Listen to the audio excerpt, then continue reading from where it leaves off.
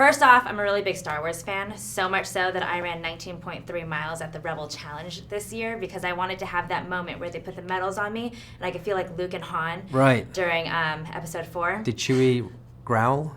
He did. There was a Chewbacca that ran alongside. They have the characters. Wow. And you run through Disneyland, and you have like Darth Vader and stormtroopers running alongside you some of the time. That makes and I dressed up as Darth Vader. That makes me want to get fit.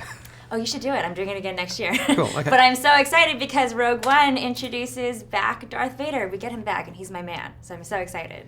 Yeah, he might show up at one point, yeah. I've already seen it in the trailer, so I'm not giving that away or anything. No. Although I did get to see 28 minutes yesterday. Yeah. And let me tell you what I thought. So I thought that the visual effects, the sound effects, and the music are phenomenal. It's what makes Star Wars films so great, and it feels very epic and very modern. How would you describe it? Yeah, we definitely went, not to start with, we didn't sit down and go, okay, how are we going to do this? What's going to be the difference with it? It was more like, let's just try and make a film that we want to see as fans. What would it be? And as we experiment and play around, something that just bubbled to the surface was the feeling of trying to create a sense of realism in a war situation. And one of the little experiments we did was we took real war photography like Vietnam and World War II and the Middle East and stuff, and we photoshopped and changed the helmets to be Rebel helmets and the guns to be like Star Wars guns. And it was really engaging, and you were like, oh my God, I want to see that film. And we showed it to the studio, and they were like, that's fantastic, like, go make that movie. And so that's kind of what we ended up trying to do.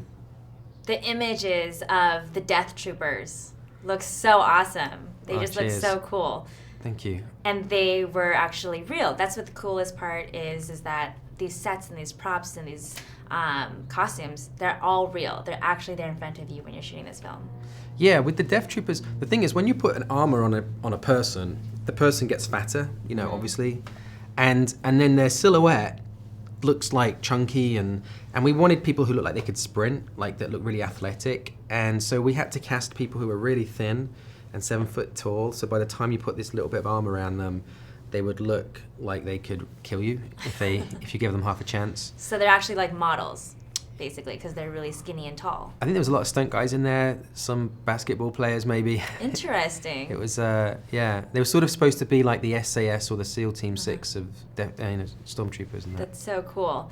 Star Wars films are actually the movies that people often become filmmakers because of. I'm sure you were like that as well. Yeah. And it's a very rare chance that you get to helm a Star Wars film. So what did it actually feel like for you?